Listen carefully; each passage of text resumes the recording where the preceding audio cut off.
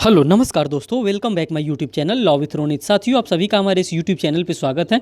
दोस्तों, आप सभी को पता है यूपी पीसीएस का एग्जामिनेशन कंडक्ट होने वाला है, जो कि 12 फरवरी 2023 को ये एग्जामिनेशन होने वाला है। दोस्तों, हमारा जो पेपर होता है वो दो पार्ट्स में होता है। एक पार्ट फर्स्ट जिसको हम लोग जीएस कहते हैं, और जो पार्ट सेकेंड होता है हमारा सब्जेक्ट मीन्स लॉ का पेपर होता है। तो दोस्तों, आज पार्ट फर्स्ट मीन्स की जो जीएस का पेपर होने वाला है, उसी जीएस के पेपर में से मैंने एक सब्जेक्ट लिया है जिसको इंडियन पॉलिटी कहते हैं, और इसी इंडियन पॉलिटी को मैं आप लोगों के सामने आज लेकर के आया हूं। इस इंडियन पॉलिटी का ये पार्ट नंबर 3 है। इंडियन पॉलिटी का जो part number first and second है वो हमारे इसी यूट्यूब चैनल पे आपको मिल जाएगा। अगर आप उसको देखना चाहते हैं तो आप उसको देख सकते हैं। दोस्तों, अगर आप चाहते हैं कि इसका आपको पीडीएफ मिल जाए तो आप पीडीएफ पाने के लिए आप हमारे टेलीग्राम लिंक को ज्वाइन कर सकते हैं। अगर आप जा करके टेलीग्राम ग्रुप में लॉ विथ रोनित सर्च कर लेते हैं तो आपको इस नाम से आपको एक ग्रुप मिल जाएगा। आप उस ग्रुप को ज्वाइन कर सकते हैं। अगर आपसे ये नहीं हो पा रहा है तो कोई बात नहीं, मैं वीडियो के डिस्क्रिप्शन बॉक्स में मैं टेलीग्राम का लिंक ऐड कर दूंगा, आप वहां से भी डायरेक्ट ज्वाइन कर सकते हैं। दोस्तों, तो पार्ट सेकंड तक तो मैंने कंप्लीट करा दिया है, और साथ ही साथ जो 9 माइनर एक्ट ऐड किया गया है इस बार जो यूपी पीसीएस के जीएस के पोर्शन में, उसको भी मैंने अपने इसी चैनल पे कवर करा दिया है। आप चाहेंगे तो प्लेलिस्ट में सभी चीज़ों को आप देख सकते हैं। दोस्तों, बिना देर किए मैं स्टार्ट करता हूँ। देखिए, आज बात करने वाले हैं हम लोग आर्टिकल नंबर 21 से रिलेटेड। आर्टिकल 21 क्यों इतना बड़ा स्कोप बनाया गया है, आर्टिकल नंबर 21 जो है वो पॉलिटी के पार्ट से क्यों इंपॉर्टेंट हो जाता है, और क्यों कॉन्स्टिट्यूशन ऑफ इंडिया के पार्ट से भी ये इंपॉर्टेंट रहता है, तो इसके पीछे का रीजन क्या है, किस तरह से ये आया है, किस तरह से ये ह्यूमन राइट्स को कर्टेल करने से सेव करता है, उन सभी चीज़ों के बारे में हम बात करेंगे। हमारे पास मुख्यतः 2 केस आते हैं। जब हम प्रमुख रूप से आर्टिकल नंबर 21 को डील करने जाते हैं तो हमारे पास 2 केस आते हैं। फर्स्ट केस आता है AK गोपालन बनाम स्टेट ऑफ मद्रास का केस आता है, जो कि 1950 का केस है।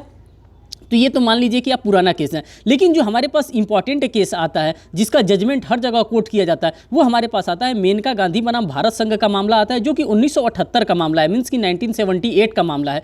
इसमें क्या बताया गया था, मेनका गांधी के मामले में बताया गया था, प्राण एवं दैहिक स्वतंत्रता की उचित एवं न्यायपूर्ण मामले के आधार पर ही रोक संभव है। अगर आप रीजनेबल रिस्ट्रिक्शंस लगा करके रोक रहे हैं तब तो आप ये अच्छा काम कर रहे हैं। अगर आप रीजनेबल रिस्ट्रिक्शन नहीं है तब आप रोक रहे हैं तो आप उसके फंडामेंटल राइट्स का वायलेशन कर रहे हैं, जो कॉन्स्टिट्यूशन ऑफ इंडिया के पार्ट 3 में डिफाइन किया गया है। आर्टिकल नंबर 12 से लेकर के आर्टिकल नंबर 35 तक जो हमारा फंडामेंटल राइट दिया गया है, उस फंडामेंटल राइट का कोई भी वायलेशन नहीं कर सकता। अगर ये पार्ट 3 जो है हमारे कॉन्स्टिट्यूशन ऑफ इंडिया का जो पार्ट 3 है, अगर इसका कोई भी वायलेशन करता है तो हम डायरेक्ट कहाँ जा सकते हैं, आर्टिकल नंबर 32 के अकॉर्डिंग डायरेक्ट हम सुप्रीम कोर्ट ऑफ इंडिया जा सकते हैं, और आर्टिकल नंबर 226 के अकॉर्डिंग डायरेक्ट हम किसी भी स्टेट के हाई कोर्ट्स में जा करके अपना रिट याचिका लगा सकते हैं कि हाँ, हमारा क्या है, हमारे फंडामेंटल राइट का इस प्रकार से इसके द्वारा वायलेशन किया जा रहा है। तो सरकार को क्या करना पड़ेगा, जवाब देना पड़ेगा कि हाँ, मैं इनका जो फंडामेंटल राइट हो वो किस तरह से मैं कर्टेल कर रहा हूँ।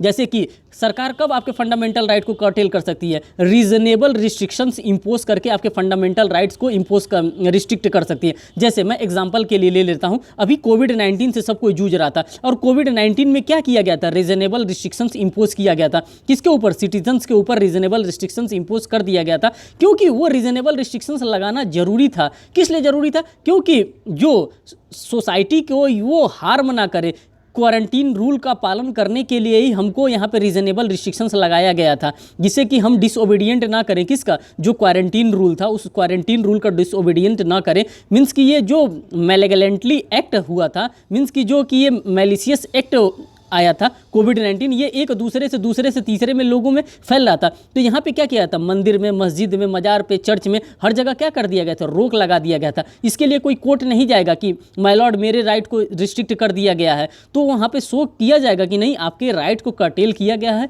किसके लिए किया गया है, रीजनेबल रिस्ट्रिक्शंस को लगाया गया है, क्योंकि ये करना राज्य के लिए जरूरी है और राज्य इसीलिए बैठा है, इसलिए इस प्रकार का आप रीजनेबल रिस्ट्रिक्शंस लगा सकते हैं।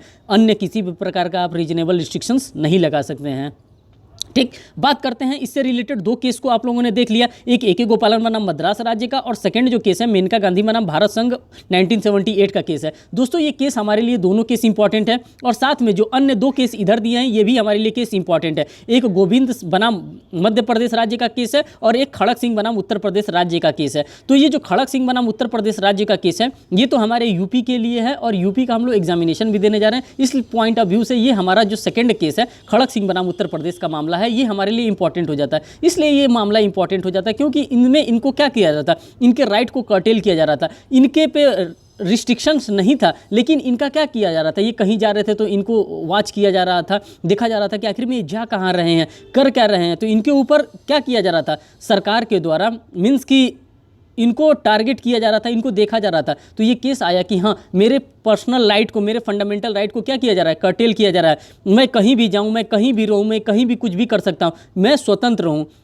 कब आपके ऊपर रीजनेबल रिस्ट्रिक्शंस लगाया जाएगा, जब सरकार को लगेगा कि नहीं आपसे इस प्रकार का हार्म होने वाला है, तब आपके ऊपर रीजनेबल रिस्ट्रिक्शंस लगाया जाएगा, अन्यथा आपके ऊपर रीजनेबल रिस्ट्रिक्शंस नहीं लगाया जाएगा। जब हम लोग आर्टिकल 21 की बात करते हैं, आर्टिकल 21 में और आर्टिकल 19(1) क्लॉज डी में हम लोग पढ़ते हैं, भारत के राज्य क्षेत्र में सर्वत्र आबाद संरक्षण का अधिकार है। आर्टिकल 21 में ये बात बताई गई है कि हम कहीं भी जा सकते हैं, कहीं भी रह सकते हैं। यह आर्टिकल नंबर 19 सब क्लॉज 1 के डी में बताया गया है कि हाँ, हम कहीं भी जा सकते हैं, कहीं भी रह सकते हैं, कहीं भी अपना व्यापार व्यवसाय कर सकते हैं, हम कहीं भी जमीन खरीद सकते हैं, हमको किसी भी प्रकार का रोक नहीं है। ये आर्टिकल नंबर 19 में बताया गया। जब हम आर्टिकल नंबर 21 के साथ आर्टिकल 19 का 1 का पार्ट डी जब हम पढ़ते हैं तो हमको ये सारी बातें वहाँ पे समझ में आ जाती हैं।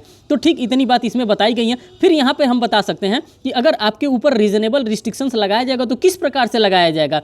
देखिए यहाँ पे लगाया जाएगा, किसी व्यक्ति को उसके प्राण एवं दैहिक स्वतंत्रता से विधि द्वारा स्थापित प्रक्रिया, मीन्स की प्रोसीजर स्टेब्लिश्ड बाय लॉ के द्वारा, मीन्स की एक प्रोसीजर होता है जो कि लॉ के द्वारा विधि बना करके ही आपको क्या किया जाएगा, रिस्ट्रिक्ट किया जाएगा, अन्यथा किसी भी तरह से आपको रिस्ट्रिक्ट नहीं किया जाएगा। अगर आपके ऊपर रिस्ट्रिक्शंस लगाना है तो वो कैसा होगा, वो प्रोसीजर इस्टेब्लिश्ड बाय लॉ होगा, तभी आपके ऊपर रीजनेबल रिस्ट्रिक्शंस इंपोज किया जाएगा, वरना आपके ऊपर कोई भी रीजनेबल रिस्ट्रिक्शंस नहीं इंपोज किया जाएगा। नेक्स्ट यहाँ पे हम बात करते हैं, दो प्रकार के अधिकारों की बात हम करते हैं। एक होता है हमारे पास अन्य प्रमुख अधिकार और एक होता है प्रमुख अधिकार। पहले हम अन्य अधिकारों को देखते हैं। हमारे पास किस किस प्रकार का अधिकार है। जो अन्य अधिकार है, हमारे पास राइट टू स्पीडी ट्रायल का हमारे पास अधिकार है। नेक्स्ट जो हमारे पास राइट है, right against putting stick fetter in fit, means कि आपको जीरो में, बेड़ियों में बांधने से बचाने का अधिकार हमारा आर्टिकल नंबर 21 दे रहा है। अच्छे सड़क पाने का अधिकार दे रहा है, राइट टू रिडेम्पशन का अधिकार दे रहा है, प्रतिष्ठान का अधिकार दे रहा है, और उसके बाद से जो हमारे पास मोस्ट इंपॉर्टेंट राइट दे रहा है, right against sexual harassment of women at work place. इसका भी अधिकार हमें आर्टिकल नंबर 21 में ही हमको प्रोवाइड किया जा रहा है। जीवन जीने का अधिकार, मरने का अधिकार, खाना खाने का अधिकार, सोने का अधिकार, उसके बाद से बच्चा पैदा करने का अधिकार, शादी का अधिकार, सभी अधिकार को मीन्स की इन टोटलिटी आर्टिकल नंबर 21 में शामिल कर दिया गया। इसीलिए यहाँ पे बताया जा रहा है कि आर्टिकल नंबर 20 इसलिए वाइडर हो गया। अब इसके प्रमुख अधिकार है, जीवन साथी चुनने का अधिकार अनुच्छेद 19 व 21 के तहत आता है। मीन्स कि हम किसको अपना लाइफ पार्टनर चूज करना चाहते हैं, ये हमारा फंडामेंटल राइट है, और ये आर्टिकल नंबर 19 और आर्टिकल नंबर 21 में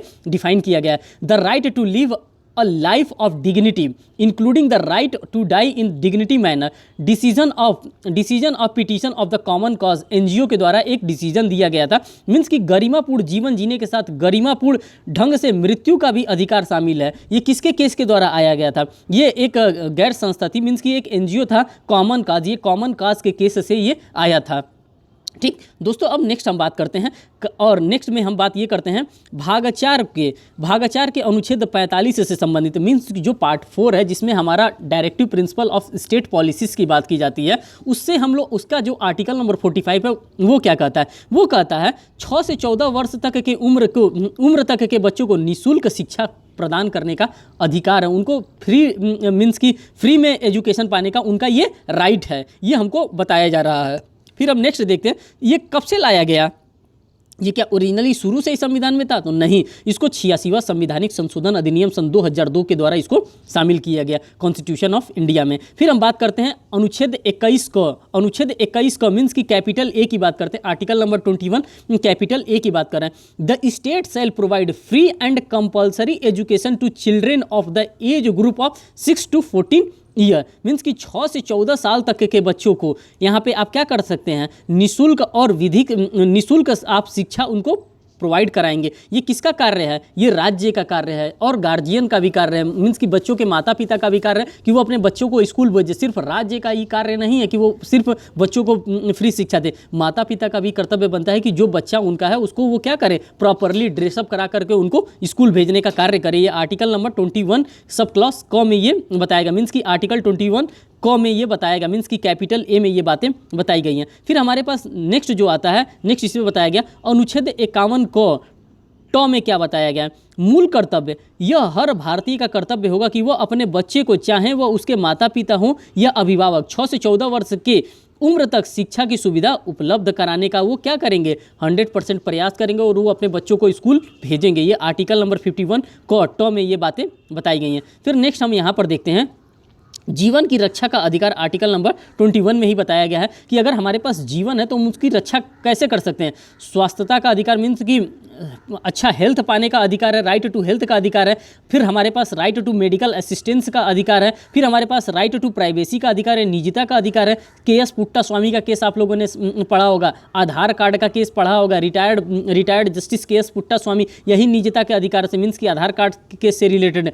महिलाओं का शालीनता तथा गरिमा से जीवन जीने का अधिकार, ये सभी बात को आर्टिकल नंबर 21 में ही प्रोवाइड कर दिया गया। स्वच्छ पर्यावरण पाने का अधिकार, प्रदूषण रहित जल एवं वायु में जीने का, प्रदूषण रहित जल एवं वायु में जीने का अधिकार एवं हानिकारक उद्योग के विरुद्ध संरक्षण हमें आर्टिकल नंबर 21 में ही प्रोवाइड किया गया है। मीन्स कि आर्टिकल नंबर 21 इतना वाइडर स्कोप में है कि अब बताया नहीं जा सकता है। यहाँ पर देखिए, विदेश जाने का अधिकार आर्टिकल नंबर 21 में, आश्रय पाने का अधिकार आर्टिकल नंबर 21 में, भारत के बाहर जाने का अधिकार आर्टिकल नंबर 21 है, निःशुल्क कानूनी सहायता का अधिकार हमारा आर्टिकल नंबर 21 में ही प्रोवाइड किया गया। मीन्स कि जो भी चीज़ है, ये जो निःशुल्क कानूनी सहायता का अधिकार है, विधिक सहायता की यहाँ पे बात नहीं कर रहे हैं। मीन्स कि फ्री लीगल एड की बात यहाँ पे की जा रही है। और ये फ्री लीगल एड कहाँ पे दिया जा रहा है, आर्टिकल नंबर 39 के कैपिटल ए में दिया जा रहा है। ये भी कॉन्स्टिट्यूशनल अमेंडमेंट से आया है। मीन्स कि हमारा सभी का सभी हमारा ऐसा राइट है जिसको कर्टेल नहीं किया जा सकता है।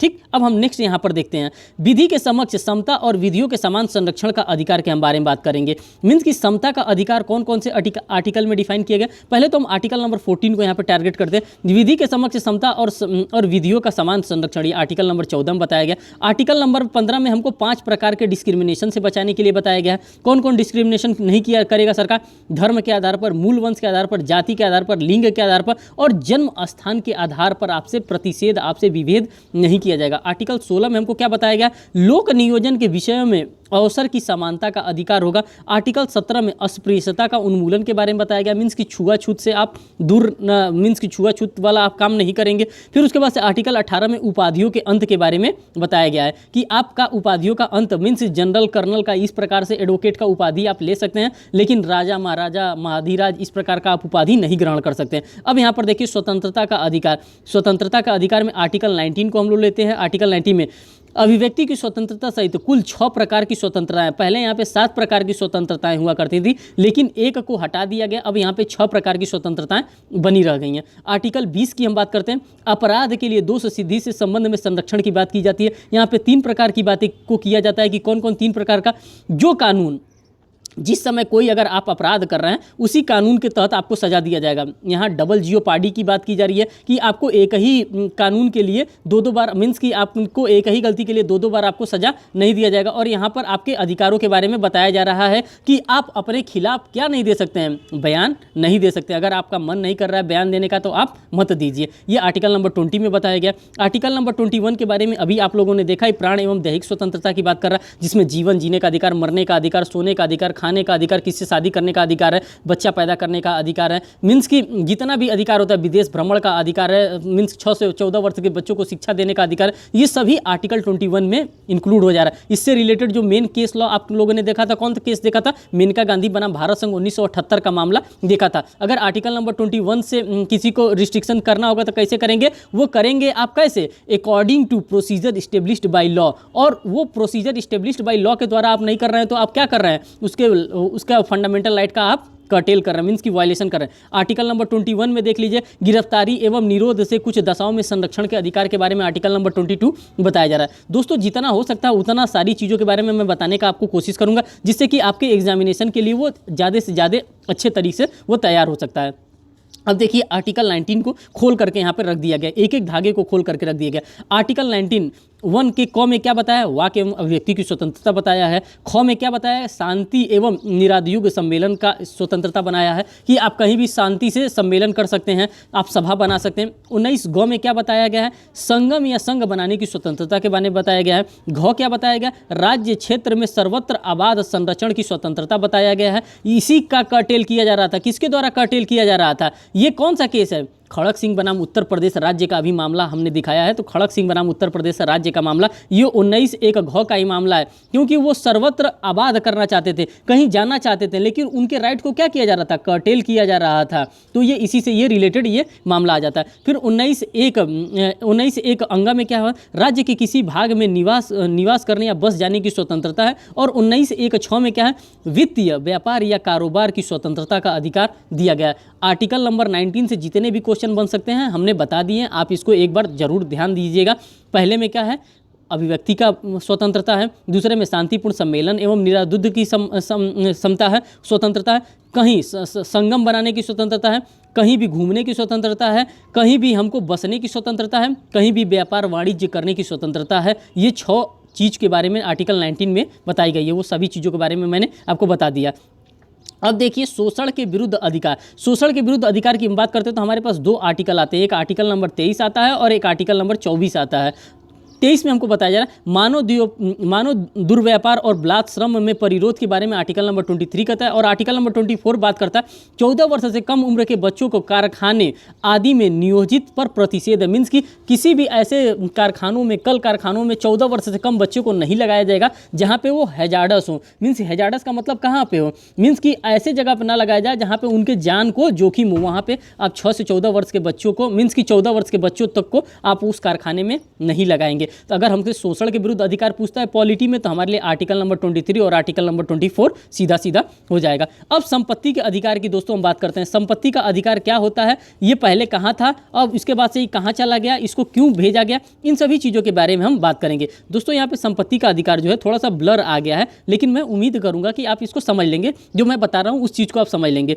पूर्व स्थिति के बारे में हम बात करेंगे, वर्तमान स्थिति के बारे में हम बात करेंगे और संबंधित संविधान संशोधन के बारे में हम बात करेंगे कि आखिर में क्या जरूरत पड़ गया था कि पूर्व स्थिति इसकी क्या बिगड़ रही थी, वर्तमान में इसकी क्या स्थिति बन रही थी और संविधान में क्यों संशोधन करके इस अधिकार को हमको आर्टिकल नंबर 300 कैपिटल ए में डालना पड़ा, ये क्या जरूरत पड़ गया। तो इसी चीज़ों के बारे में हम बात करने वाले हैं। तो देखिए जो हमारा पूर्व स्थिति था, मूल अधिकार संविधान के अनुच्छेद 19(1) च मीन्स की आर्टिकल 19(1) और 4 में ये बात बताई गई थी कि ये अधिकार था 19(1) च में, और अनुच्छेद 31 के अंतर्गत ये अधिकार हमको प्रोवाइड किया गया था। ये पूर्व स्थिति की बात कर रहे हैं। अनुच्छेद 31 क में ये 31 में प्रोवाइड किया गया था और अनुच्छेद 19(1) च में ये आर्टिकल हमको फंडामेंटल राइट था। कौन, संपत्ति का अधिकार ये था। इस संपत्ति के अधिकार को हमारा फंडामेंटल राइट बनाया गया था।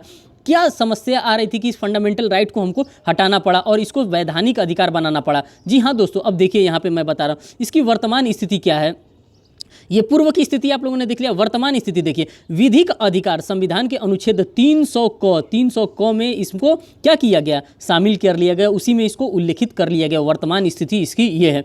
किस संविधान संशोधन से आया था, तो ये आया था 44वें संविधान संशोधन 1978 के द्वारा इसको विधिक अधिकार बना दिया गया। पहले ये हमारा फंडामेंटल राइट हुआ करता था संपत्ति का अधिकार, लेकिन अब संपत्ति का अधिकार हमारा फंडामेंटल राइट न होकर के अब ये विधिक अधिकार हो गया है। और ये विधिक अधिकार किस संविधान संशोधन से लाया गया, तो ये 44वें संविधान संशोधन के द्वारा इसको विधिक अधिकार बना दिया गया। जो भी यहाँ पे इंपॉर्टेंट चीज़ें थी पॉलिटी के दृष्टिकोण से, वो सभी चीज़ों को मैंने बता दिया। अगर यही कॉन्स्टिट्यूशन रहता तो इसमें मैं केस लॉ के साथ आपको बताता कि किस केस लॉ के साथ ये चीज़ें किया गया था। दोस्तों हमारे पास टाइम नहीं है कि मैं आपको कॉन्स्टिट्यूशन यहाँ पे बताऊं, और कॉन्स्टिट्यूशन का ये मैं लेक्चर भी नहीं ले रहा हूँ। ये जो मैं ले रहा हूँ वो पॉलिटी के दृष्टिकोण से ले रहा हूँ कि आप पॉलिटी ही यहाँ पे समझे। नेक्स्ट हम बात करते हैं बंदी प्रत्यक्षीकरण की। बंदी प्रत्यक्षीकरण के बारे में हम यहाँ पे पढ़ेंगे कि बंदी प्रत्यक्षीकरण क्या होता है और ये किसके द्वारा रिट इशू किया जाता है। ये कौन सा रिट है जो कि किसके किसके खिलाफ इशू किया जाता है और किस आर्टिकल में ये रिट इशू किया जाता है। सबसे पहले हम लोग आर्टिकल नंबर 32 को देखेंगे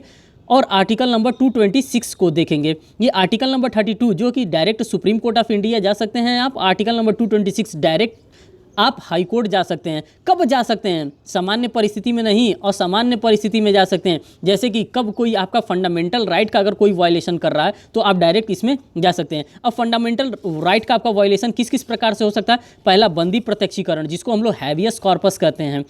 सेकंड, मैंडमस के अकॉर्डिंग, अगर मैंडमस का रिट आप लेके जाना चाहते हैं तो अकॉर्डिंग टू परमादेश आप सुप्रीम कोर्ट ऑफ इंडिया या हाई कोर्ट जा सकते हैं। फिर उत्प्रेषण, जिसको सरसरारी का रिट्स कहा जाता है, ये भी रिट्स आप जारी करवा सकते हैं। फिर प्रोहिबिशन का रिट्स आप जारी करवा सकते हैं, जिसको हम लोग प्रतिषेध कहते हैं। और फिर उसके बाद से अधिकार प्रेक्षा का रिट आप जारी करवा सकते हैं, जिसको क्यू वारंटो कह सकते हैं। तो ये 5 प्रकार का रिट इशू करने की शक्ति हमारे पास है, जो कि आर्टिकल नंबर 32 में और article number 226 of constitution of India में ये बातें डिफाइन की गई है। नेक्स्ट हम बात करते हैं धार्मिक स्वतंत्रता का अधिकार। ये धार्मिक स्वतंत्रता का अधिकार क्या होता है और ये धार्मिक स्वतंत्रता का अधिकार हमें प्रोवाइड कहाँ किया गया? तो ये हमको आर्टिकल नंबर 25 से लेकर के ये आर्टिकल नंबर 28 तक में हमको धार्मिक स्वतंत्रता के बारे में हमको बताया गया। अब यहाँ पे थोड़ा सा ब्लर दिख रहा है, लेकिन मैं जो बातें बताऊंगा वो आपको बातें समझ में आ जाएंगी।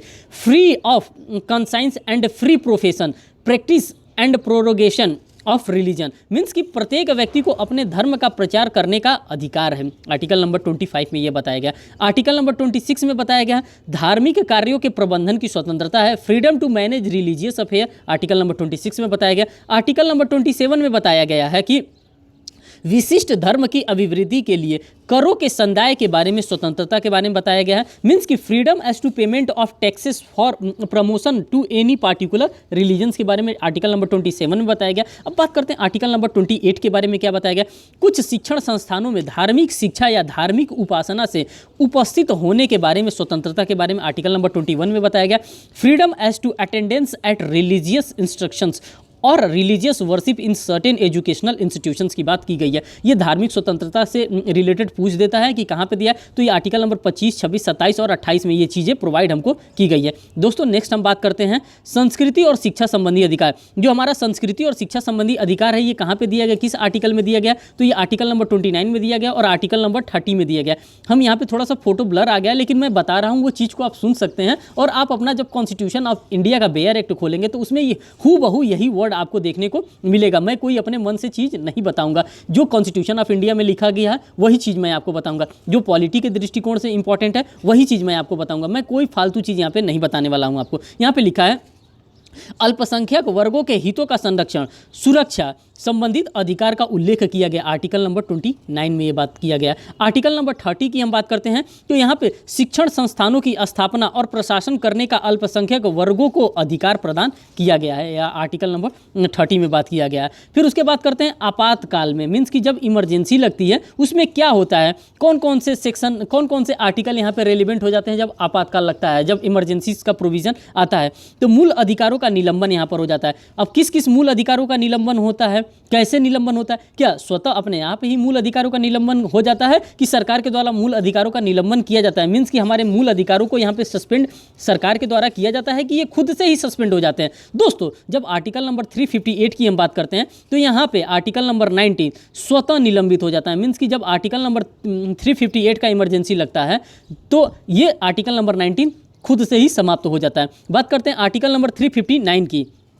जब आर्टिकल नंबर 359 लगता है तो यहाँ पे मूल अधिकार, अन्य मूल अधिकार राष्ट्रपति द्वारा निलंबित किया जाता है। यहाँ पे जो 359 को आप खोल करके देखेंगे कॉन्स्टिट्यूशन ऑफ इंडिया का बेयर एक्ट, तो उसमें जब 359 का जब लगता है रिस्ट्रिक्शन, जब वो इमरजेंसी लगता है तो इसमें राष्ट्रपति जी के द्वारा क्या किया जाता है, इस अधिकारों का निलंबन करना पड़ता है। ठीक, उसके बाद से 44वां संविधान संशोधन के द्वारा क्या किया जाता है। अब 44वां संविधान संशोधन अनुच्छेद 20 और 21 के निलंबन पर पाबंदी के बारे में बताया जा रहा है कि आर्टिकल नंबर मीन्स की जो 44वां संविधान संशोधन था इसके आने की वजह से, मीन्स कि इसके लागू होने की वजह से अनुच्छेद 20 और 21 का निलंबन पर पाबंदी की बात कर रहा है कि मीन्स अगर इस प्रकार का कोई कंडीशन है तो आर्टिकल 20 और 21 को निलंबन नहीं किया जाएगा।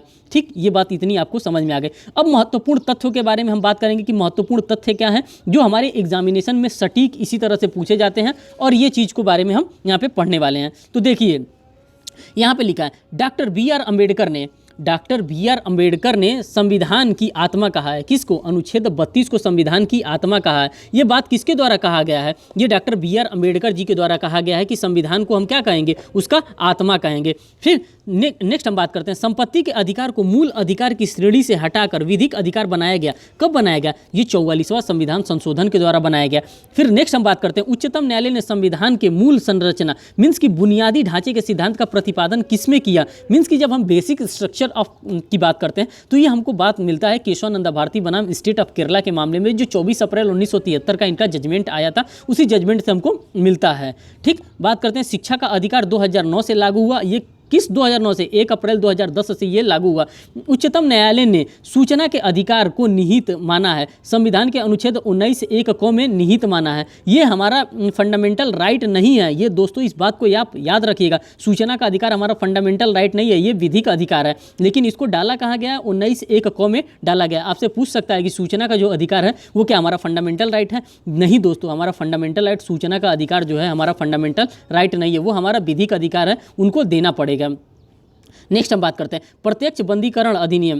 बंदीकरण अधिनियम के अंतर्गत एक व्यक्ति को बिना मुकदमे चलाए कितने दिनों तक जेल में रखा जा सकता है? 3 महीने तक आप उसका प्रिवेंटिव डिटेंशन कर सकते हैं, मीन्स की बंदी प्रत्यक्षीकरण कर सकते हैं, उससे ज़्यादा आप नहीं कर सकते। इस तरह से डायरेक्ट क्वेश्चन हिट करेगा आपको। किसी अभियुक्त को स्वयं के विरुद्ध गवाही बनने के लिए बाध्य नहीं किया जा सकता। अभी मैंने आपको आर्टिकल 20 का सब क्लॉज 3 बताया। आर्टिकल 20 में 3 क्लॉजेस के बारे में मैंने बताया है। एक क्लास में ये बताया है कि हाँ 20 के सब क्लॉज 1 में मैंने ये आपको बताया है कि कोई भी व्यक्ति है जब वो कोई भी ऑफेंस कमिट कर रहा है उसी समय का कानून उसके ऊपर लागू होगा। सेकेंड, डबल जियोपार्डी की बात करता है। और थर्ड जो बात कर रहा है उसको ये बात कर रहा है कि उसको अपने खिलाफ गवाही देने के लिए बाध्य नहीं किया जा सकता। ये चीज़ों को आप लोगों ने देख लीजिए। भारतीय संविधान के अनुच्छेद 25 में प्रयुक्त हिंदू शब्द के अंतर्गत शामिल है बौद्ध, जैन, सिख, ये सभी हिंदू के अंतर्गत आते हैं। बधुआ मजदूर उन्मूलन अधिनियम भारतीय संसद ने कब पारित किया था? वर्ष 1976 में इसको पारित किया गया था। अब बात करते हैं राज्य के नीति निर्देशक तत्वों के, मीन्स की directive principle of state policies के बारे में हम बात करेंगे। मूल अधिकार एवं नीति निर्देशक तत्वों के अंतर्गत क्या क्या शामिल है, उन सभी चीज़ों के बारे में हम यहाँ पर देखने वाले हैं। मूल अधिकार की हम बात करते हैं तो संविधान के भाग 3 में ये उल्लिखित किया गया मूल अधिकार को। अमेरिका के संविधान से ये प्रेरित है।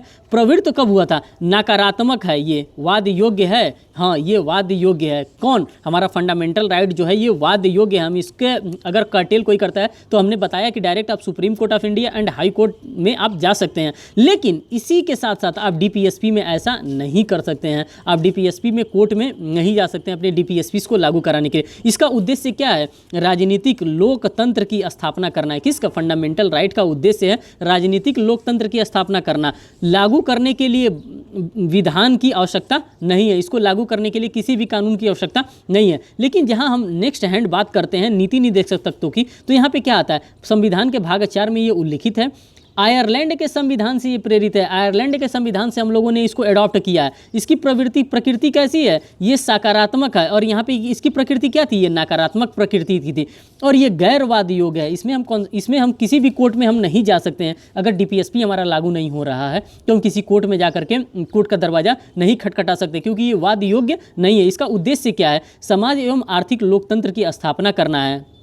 लागू करने के लिए विधान की आवश्यकता है। इसको लागू करने के लिए विधान की आवश्यकता है, क्योंकि डीपीएसपी को लागू करने के लिए भाई सरकार के पास जितने रिसोर्सेस रहेंगे उसी रिसोर्सेस के अकॉर्डिंग ही सरकार काम कर सकती है। सरकार के पास रिसोर्स ही नहीं है तो वो किस प्रकार का काम करेगा? तो इसीलिए इसको वाद योग्य नहीं बनाया गया है। और जो फंडामेंटल राइट है उसको वाद योग्य हमारे लिए बनाया गया कि हाँ इसको हम डायरेक्ट ले चल करके सुप्रीम कोर्ट में जा सकते हैं, हाई कोर्ट में हम जा सकते हैं। अब हमारे पास जो इंपॉर्टेंट परीक्षा के लिए इंपॉर्टेंट आ जा रहा है वो ये चीज़ आ रहा है। ये यहाँ पर देखिए, कल्याणकारी राज्य की संकल्पना का समावेश भारतीय संविधान में प्रस्तावना एवं नीति निर्देशक तत्वों में। इस प्रकार के क्वेश्चन बन सकते हैं, पॉलिटी से रिलेटेड है, इसीलिए ये चीज़ों को पढ़ना पड़ रहा है, इस चीज़ों को देखना पड़ रहा है। अगर कॉन्स्टिट्यूशन से होता तो हम केस लॉ पे हम भाग के जाते हैं, हम आर्टिकल पे भाग के जाते हैं। लेकिन यहाँ पे हम आर्टिकल पे नहीं, हम केस लॉ पे नहीं भाग के जा रहे हैं, हम डायरेक्ट यहाँ पे क्वेश्चन देख रहे हैं और डायरेक्ट इसी प्रकार के क्वेश्चन पूछे जा रहे हैं। आप प्रीवियस ईयर का पेपर उठाइएगा और देखिएगा, आपको इस प्रकार के अगर क्वेश्चन ना मिले तो फिर हमको कमेंट करके बताइएगा कि जो मैंने बताया है इस प्रकार का क्वेश्चन मिल ही नहीं रहा है आपको। अगर इस तरह से होगा तो आप हमें जरूर कमेंट बॉक्स में कमेंट करके बताइएगा। इसी प्रकार के दोस्तों क्वेश्चन मिलेंगे, क्योंकि मैंने एनालिसिस किया है, मैंने एक एक क्वेश्चन को देखा है, मैंने 10 साल के प्रीवियस ईयर पेपर को एनालिसिस किया है। फिर हम नेक्स्ट बात करते हैं संसद में समान पारिश्रमिक अधिनियम पारित किया गया था वर्ष 1976 में। पुरुष और स्त्री सभी नागरिकों के समान रूप से आजीविका के साधन प्राप्त करने के संबंधी है आर्टिकल 39A। मीन्स कि पुरुष और नागरिकों को समान रूप से आजीविका के साधन प्राप्त करने संबंधी प्रावधान है आर्टिकल 39 स्मॉल ए। यहाँ पे कैपिटल ए की जब हम बात कर देते हैं तो वो फ्री लीगल एड की बात हो जाती है, लेकिन यहाँ पे स्मॉल ए की बात किया जा रहा है। ये चीज़ आपको फैक्ट को लर्न करके रखना पड़ेगा। आपको देखना पड़ेगा क्वेश्चन में कैपिटल ए दे रहा है कि स्मॉल ए दे रहा है। आप दोनों देख करके इस क्वेश्चन को सॉल्व करिएगा। अगर कैपिटल ए देगा तो वो फ्री लीगल एड की बात कर रहा है, अगर स्मॉल ए दे रहा है तो पुरुष और स्त्रियों को नागरिक को समान रूप से आजीविका के साधन प्राप्त करने संबंधी प्रावधान के बारे में बात कर रहा है। यहाँ पे मैंने 2-3 बार इसको बताया क्योंकि ये इंपॉर्टेंट है, आप यहाँ पे गलती कर सकते हैं। समुदाय और भौतिक साधनों को स्वामित्व और नियंत्रण इस प्रकार बांटा जाए जिसमें सामूहिक हित का सर्वोत्तम साधन हो। संबंधित प्रावधान 39 कैपिटल स्मॉल बी में ये बातें बताई गई है। आर्थिक व्यवस्था इस प्रकार चले जिससे धन और उत्पादन साधनों का सर्वसाधारण के लिए हितकारी संकेंद्रण न हो का प्रावधान हो। अनुच्छेद 39 स्मॉल सी में ये बातें बताई गई हैं। यहाँ तक ये बातें बताई गई हैं। अब महत्वपूर्ण तथ्य को हम देखते हैं क्या क्या हमारे लिए महत्वपूर्ण तथ्य हैं, कौन कौन से फैक्ट हमारे लिए इंपॉर्टेंट है। पुरुष और स्त्री दोनों को समान कार्य के लिए समान वेतन दिया जाएगा, अनुच्छेद 39D में दिया जाएगा। 42वें संविधान संशोधन 1976 द्वारा जोड़े गए मूल कर्तव्यों की संख्या कितनी थी? 10 थी, जो कि 42वें संविधान संशोधन के द्वारा जोड़ा गया। संविधान में 11वां मूल कर्तव्य कब जोड़ा गया? 86वां संविधान संशोधन सन 2002 के द्वारा ये जोड़ा गया। स्वर्ण सिंह समिति में अध्यक्ष समेत की सदस्यों की कुल संख्या थी 12 संख्या थी। मौलिक कर्तव्यों को प्रभावी बनाने के लिए गठित समिति का नाम क्या था? JS वर्मा समिति, जो कि 1999 में ये बैठी थी समिति। 86वां संविधान संशोधन 2002 द्वारा जोड़ा गया मूल कर्तव्य है अभिभावकों द्वारा 6 से 14 वर्ष तक के बच्चों का शिक्षा का अधिकार का अवसर प्रदान करना है। अब बात करते हैं मूल कर्तव्य के। मूल कर्तव्य हमारे पास क्या क्या होते हैं, किसको हम लोग मूल कर्तव्य के नाम से जानते हैं? तो ये आर्टिकल नंबर 51 क में ये बातें हमको बताई गई हैं। भारत के प्रत्येक नागरिक का यह कर्तव्य होगा कि वह संविधान का पालन करें और उसके आदर्शों, संस्थाओं, राष्ट्र ध्वज और राष्ट्रगान का आदर करें। इस प्रकार से डायरेक्ट आपसे क्वेश्चन पूछा जा सकता है कि ये किस में बताया गया। आर्टिकल नंबर 51 के ये किस पार्ट में, फर्स्ट में, सेकंड में, थर्ड में, फोर्थ में 11 बातें बताई गई हैं। तो ये कौन से नंबर का बात है? सेकंड बात कह रहा है स्वतंत्रता के लिए हमारे राष्ट्रीय आंदोलन को प्रेरित करने वाले उच्च आदर्शों को हृदय में संजोए रखें और उनका पालन करने। थर्ड बता रहा है भारत की संप्रभुता, एकता और अखंडता की रक्षा करें और उसे अक्षुण्ण बनाए रखें। जो फोर्थ नंबर का हमसे बात कर रहा है देश की रक्षा करें और आह्वान किए जाने पर राष्ट्र की सेवा करें। पांचवा कर रहा है भारत के सभी लोगों में समरसता और समान भ्रातृत्व की भावना का निर्माण करें, जो धर्म, भाषा और प्रदेश या वर्ग पर आधारित सभी भेदभाव से परे हो। ऐसी प्रथा का त्याग करें जो स्त्रियों के सम्मान के विरुद्ध है। छठी बात कर रहा है हमारी सामाजिक संस्कृति की गौरवशाली परंपरा का महत्व समझें और उसका परीक्षण करें। प्राकृतिक पर्यावरण, सातवीं बात कर रहा है प्राकृतिक पर्यावरण की, जिसके अंतर्गत वन, झील, नदी और वन्य जीव हैं, रक्षा करें और उनका संवर्धन करें तथा प्राणियों के प्रति दया भाव रखें। मीन्स कि किसी को मारे नहीं। आठवां वैज्ञानिक दृष्टिकोण, मानववाद और ज्ञान अर्जन तथा सुधार की भावना का विकास करें। ये 8वीं बात बताई जा रही है। 9वीं और 10वीं बात बताई जा रही है। 9वीं बताई जा रही है सार्वजनिक संपत्ति को सुरक्षित रखें और हिंसा से दूर रहें। मीन्स कि सार्वजनिक संपत्ति, जैसे लोग ट्रेन जला देते हैं, बस जला देते हैं, तो इस प्रकार का आपको कृत्य नहीं करना है क्योंकि वो आप ही का है। व्यक्ति और सामूहिक गतिविधियों के सभी क्षेत्रों में उत्कर्षण की ओर आगे बढ़ें, सतत प्रयास करें जिससे राष्ट्र निरंतर बढ़ते हुए प्रगति करे और नई ऊंचाइयों को छू ले, जैसे कि इस समय किया जा रहा है। 11वां मूल कर्तव्य आपका क्या है? जो माता पिता या संरक्षक है 6 से 14 वर्ष की आयु वाले बच्चों को या यथा स्थिति अपने पालने के शिक्षा अवसर प्रदान करें। यही 86वां संविधान संशोधन के द्वारा जोड़ा गया, जो 11वां नंबर का मूल कर्तव्य है। बात करते हैं यहाँ पे मूल कर्तव्य की। मूल कर्तव्य क्या है, इसका क्या प्रेरणा है, इसका क्या सोर्स है? कुल संख्या 11, मूल कर्तव्यों की कुल संख्या 11 है। प्रेरणा स्रोत पूर्व सोवियत संघ, मीन्स की जो कि वर्तमान में रसिया है, वहीं से लिया गया है। अनुशंसा की स्वर्ण सिंह समिति जी के द्वारा जोड़ा गया। 42वें संविधान संशोधन 1976 के द्वारा। 4 क, मीन्स की संविधान में उल्लेख कहाँ है? भाग 4 क अनुच्छेद 51 क के अंतर्गत इसका उल्लेख किया गया है। अब बात करते हैं राष्ट्रपति की। राष्ट्रपति क्या हैं, इनको किस लिए भारत के संविधान में शामिल किया गया है और ये इनको क्यों रिपब्लिक कहा जाता है, क्यों हमारा देश रिपब्लिक है, इन सभी चीज़ों के बारे में हम बात बात करने वाले। राष्ट्रपति देश का प्रथम नागरिक होता है। सबसे पहली बात तो आपको यही जानना होगा कि राष्ट्रपति जो होता है वो देश का प्रथम नागरिक होता है। दूसरा, संविधान में प्रावधान अनुच्छेद 52 से लेकर के अनुच्छेद 62 तक, मीन्स के इनके लिए राष्ट्रपति जी के लिए 10 अनुच्छेद को बनाया गया। अब राष्ट्रपति पर रिक्त को भरने के लिए चुनाव कराने के समय के बारे में सभी चीज़ों के बारे में बताया जा रहा है। अनुच्छेद अब यहाँ पर देखते रहिए, ये अनुच्छेद 62 में देखिए, 62 में नहीं, हम यहाँ से शुरू से देखते हैं, उल्टा यहाँ पर दे दिया है, उल्टा आर्टिकल नंबर हम 52 को देखते हैं, राष्ट्रपति संबंधी अनुच्छेद। आर्टिकल 52 में भारत का एक राष्ट्रपति होगा, अनुच्छेद 52 में कह रहा है, आर्टिकल 52 में कह रहा है भारत का एक राष्ट्रपति होगा। आर्टिकल 53 में कह रहा है शक्ति की समस्त कार्यपालिका शक्ति राष्ट्रपति में निहित होगा। 54 में कह रहा है राष्ट्रपति का निर्वाचन एक निर्वाचन मंडल द्वारा किया जाएगा। 55 में कह रहा है राष्ट्रपति के निर्वाचन की रीति क्या होगी, किस प्रकार से उनका निर्वाचन किया जाएगा। 56 में कह रहा है राष्ट्रपति के पदावधि पद ग्रहण करने की तारीख से 5 वर्ष तक वो अपने पद पर बने रहेंगे। 57 कह रहा है राष्ट्रपति के पद के लिए किसी व्यक्ति के पुनः निर्वाचन की पात्रता होगी, मीन्स कि एक राष्ट्रपति कई बार राष्ट्रपति बन सकता है।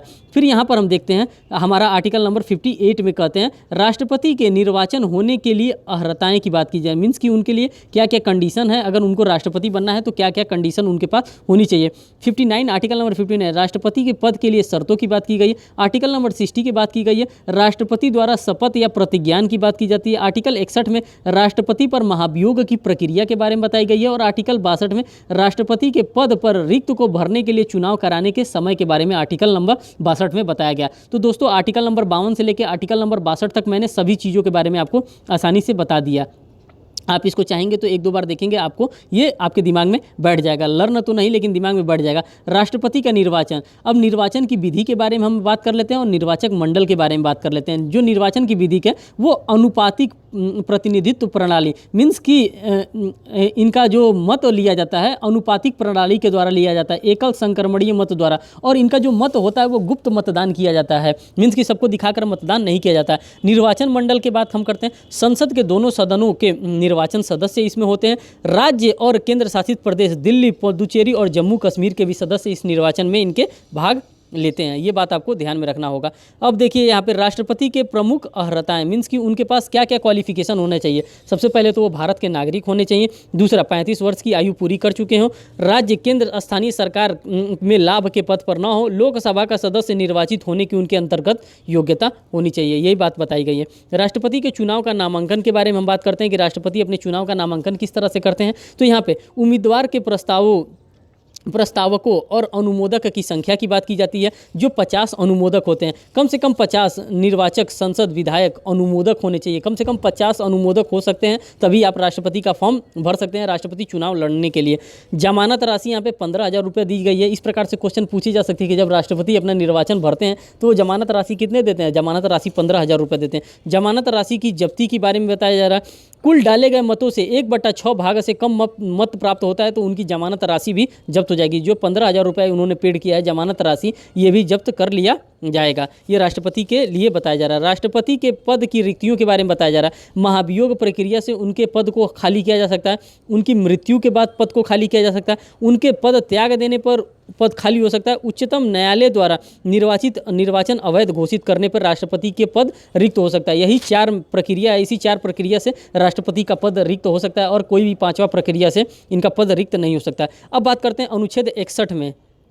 अनुच्छेद 61 में संवैधानिक प्रावधानों की बात की जाती है। इनका कारण क्या क्या है। राष्ट्रपति महाभियोग का प्रस्ताव, राष्ट्रपति द्वारा संविधान का उल्लंघन किया जाता है तब इनके ऊपर महाभियोग की प्रक्रिया चलाई जाती है।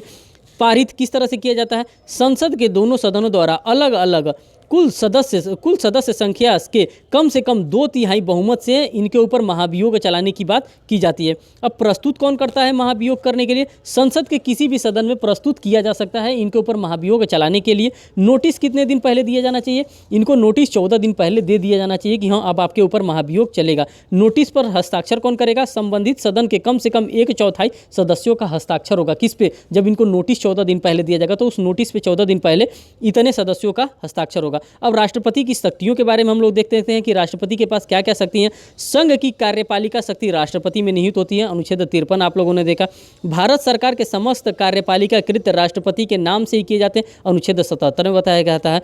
राष्ट्रपति द्वारा की गई समस्त नियुक्तियां न्यायाधीशों की नियुक्तियों को छोड़ करके ये सभी बात राष्ट्रपति करते हैं। अनुसूचित क्षेत्र घोषित करने एवं उनका प्रशासन करना, ये राष्ट्रपति के पास शक्ति है। अब इनका विधायी कार्य क्या है? संसद के सत्र आहूत सत्रावसान विघटन करने की शक्ति है, जो कि आर्टिकल नंबर 85 में बताया गया है। संसद में राष्ट्रपति का विशेष अभिभाषण, विशेष अभिभाषण, यहाँ भाषण नहीं लिखा है, यहाँ पे अभिभाषण लिखा है। अभी इसका मैं मतलब बता रहा हूँ, भाषण क्या होता है और अभिभाषण क्या होता है। ये आर्टिकल नंबर 87 में बताया गया। अभिभाषण दोस्तों वो सा भाषण होता है जिसमें इनको अपने मन से कुछ नहीं बताना होता है।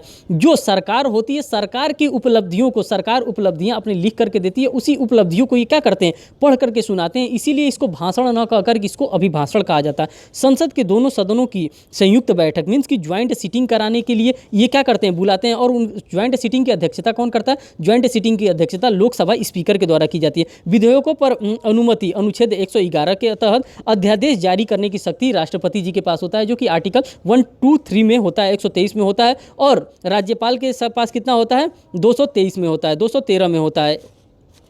ठीक, ये बात आप लोगों ने देख लिया। दोस्तों इस सेशन में इतना ही था। मैंने 3 पार्ट अभी तक कॉन्स्टिट्यूशन ऑफ इंडिया के मीन्स की जो पॉलिटी के जो सेशन होते हैं वो 3 सेशन मैंने अपने इसी चैनल पे ले लिया है। अगर आप चाहते हैं कि उस दोनों सेशन को देखना चाहते हैं तो आप उस दोनों सेशन को भी देख सकते हैं। उसमें आपको रेलेवेंट जानकारियाँ मिलेंगी और जो भी अच्छा लगे आप हमें कमेंट करके ज़रूर बताएं। अगर आप चाहते हैं हमारे टेलीग्राम ग्रुप से जुड़ना तो आप टेलीग्राम ग्रुप भी ज्वाइन कर सकते हैं। बहुत बहुत धन्यवाद दोस्तों वीडियो को वॉच करने के लिए। Thank you.